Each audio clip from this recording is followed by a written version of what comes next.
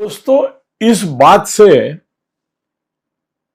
सिर्फ महाराष्ट्र में नहीं, पूरे राष्ट्र में, पूरे राष्ट्र में कोई भी राजकीय नेता किसी भी पार्टी का हो, वो एक बात पे सहमत होगा कि पूरे भारतवर्ष में अगर किसी का भरोसा नहीं किया जा सकता, आप किसी के ऊपर विश्वास नहीं रख सकते, जो कभी भी किसी को भी अपने निहित राजकीय और वैयक्तिक स्वार्थ के लिए दगा दे सकता है, विश्वासघात कर सकता है,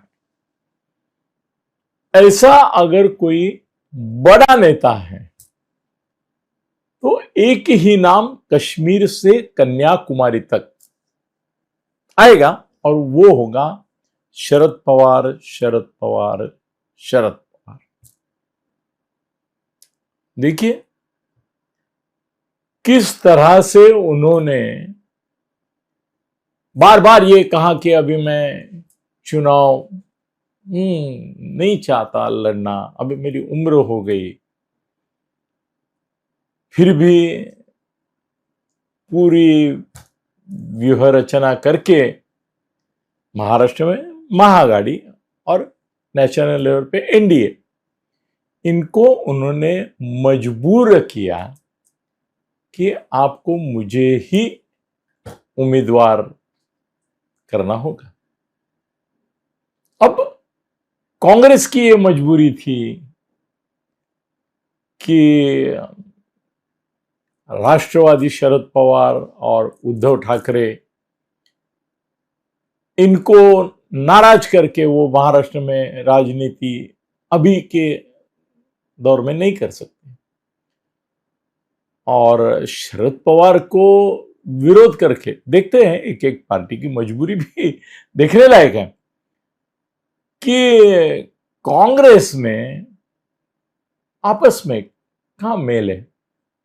महाराष्ट्र की कांग्रेस में कितने नेता थे, पृथ्वीराज चौहान से बहुत सारे कि जो कांग्रेस को अगर सीट मिली तो मुझे ही चाहिए और मुझे नहीं मिल रही है तो कांग्रेस को नहीं चाहिए। ये भी, जी हाँ, ये भी होता कि मिलेगी तो मुझे मिलनी चाहिए और नहीं मिल रही तो कांग्रेस को मिले ही नहीं, ये सोचने वाले बहुत सारे नेता थे।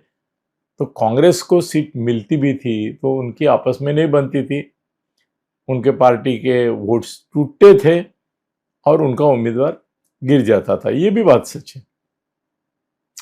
उद्धव ठाकरे का प्रॉब्लम ये था कि आदित्य सिर्फ प्रियंका चतुर्वेदी का नाम ले रहा था, उसी के ऊपर अड़ा हुआ था। नहीं, मैं दोस्तों उसके और प्रियंका, आदित्य और प्रियंका के बारे में जो गॉसिप चलता है, रूमर चलते हैं, सोशल मीडिया पे बहुत गंदी और भद्दी बातें कही जाती है उन दोनों के बारे में। मैं उन गंदी बातों से, रूमर से, गॉसिप से बिल्कुल असहमत हूं, क्योंकि मैं मेरे मित्र संजय राउत से जानता हूं और संजय मुझसे झूठ नहीं बोलता है। वो उससे 10 साल से उम्र में बड़ी है, उसके 2 बेटे हैं, वो इतने बड़े हैं, उसका हस्बैंड है, उसकी फैमिली है, और वो पॉलिटिकली एम्बिशियस है और पॉलिटिकली कंट्रोवर्शियल भी है और स्वार्थी है। वो भी अपने स्वार्थ के लिए उसने पार्टियां बदली हैं, जब जहां थी वहां पे इतने जोर से प्रवक्ता के रूप में काम किया है कि उसको शर्म आनी चाहिए कि एग्जैक्टली अपोजिट पार्टी में, फिलॉसफी में भी वो ये करती है। मगर वो बात छोड़ो, मगर आदित्य को क्या भ्रम है, उसको ऐसा लगता है कि आगे चल के एक महिला नेता कोई अपने साथ होनी चाहिए, क्योंकि वो सोचता है कि अभी उद्धव के कितने दिन है। ये बात आपको धक्कादायक लगेगी, मगर आदित्य किसी को ऑफ द रिकॉर्ड बोल चुका है, और ये मुझे मेरे विश्वसनीय मित्र ने कहा है कि आदित्य अभी पूरा प्लानिंग, इसके ऊपर मुझे अलग वीडियो बनाना चाहिए, पूरा प्लानिंग ये कर रहा है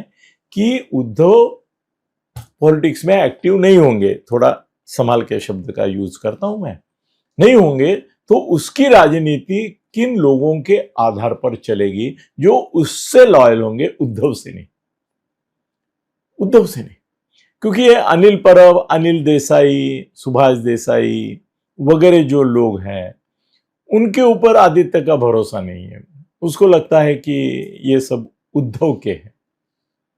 जैसे उद्धव ने मनोहर जोशी से लेके जितने भी बाला साहब के लोग थे उनको खत्म किया, मतलब दूर रखा, शून्य कर दिया, जीरो कर दिया, वैसे आदित्य भी उद्धव के लोगों को जीरो करने पे तुरा हुआ है।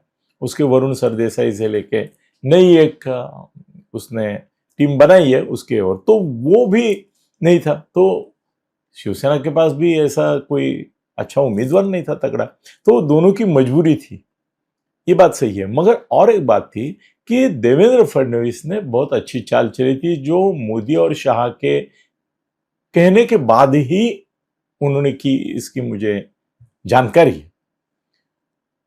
शरद पवार को संसद में मोदी शाह चाहते हैं और फडणवीस के थ्रू उन्होंने धमकी दी थी महाआघाड़ी को कि शरद पवार छोड़ के कोई भी अगर उम्मीदवार खड़ा होता है तो हम 7वां उम्मीदवार खड़ा करेंगे और उसको गिराएंगे। और वो गिरा सकते, गिरा के दिखाया है। संजय भी कैसा बच के लास्ट टाइम आया आप जानते। तो मोदी और शाह की इच्छा थी। अभी मोदी और शाह की इच्छा क्यों है? 3 चीजें आप समझ लो, जिसका खुलासा ज्यादा नहीं आया है। क्यों नहीं आया मुझे मालूम नहीं, असल में आना चाहिए था। अगर मुझे ये 3 बातें पता है तो पत्रकारों को होनी चाहिए। शायद आजकल पत्रकार भी थोड़े आलसी हो गए हैं, या तो इन्वेस्टिगेटिव इसमें उनको तड़क भड़क में ही इंटरेस्ट है। रोहित पवार क्या बड़बड़ता है उसमें इंटरेस्ट है, शायद उसके लिए नहीं। मगर एक बात यह है कि मोदी और शाह को ये विश्वास है कि अपना एक ट्रोजन हॉर्स, अपना एक आदमी इंडिया आघाड़ी में रहे, महाआघाड़ी में रहे, जो समय आने पर महाआघाड़ी महाराष्ट्र में तोड़ने में काम आएगा और इंडिया आघाड़ी को दिल्ली में तोड़ने के लिए काम आएगा। ट्रोजन हॉर्स, वो कंसेप्ट वो मालूम है। तो शरद पवार महाआघाड़ी के उम्मीदवार नाम के लिए है, वो असल में महायुति के उम्मीदवार है।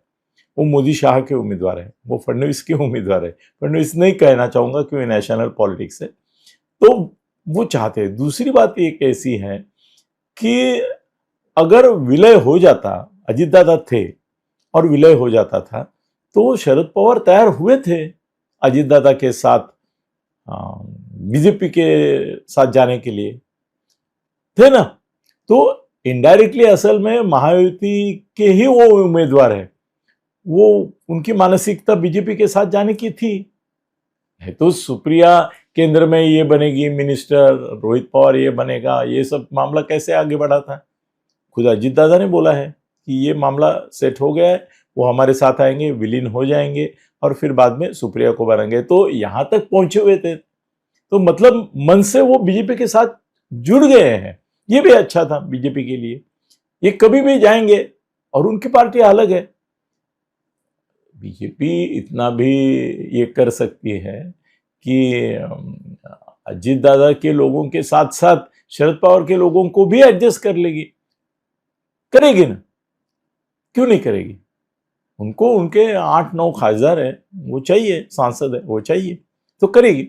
अब ऐसा लगता है कि तीसरा एक फाइनल कारण यह है कि वो बोलना ठीक नहीं है ऐसा लगता है मुझे, मगर शरद पवार अभी संसद में जाएंगे तो मोदी और शाह को कल अगर देश में कोई आपत्ति आती है, जनक्षोभ का सामना करना पड़ता है, तो उस समय राहुल और लेफ्ट ममता वगैरह, अभी केजरीवाल भी ज्वाइन हो गया है, इनको रोकने के लिए, इनको शह देने के लिए शरद पवार जैसा मोहरा उनके हाथ में रहेगा। शरद पवार उनके साथ देंगे और इनके ऊपर मात भी दे सकते हैं। तो नटशेल, निष्कर्ष, शरद पवार महायुति और एनडीए के उम्मीदवार है, महाआघाड़ी और इंडिया के नहीं हैं। धन्यवाद।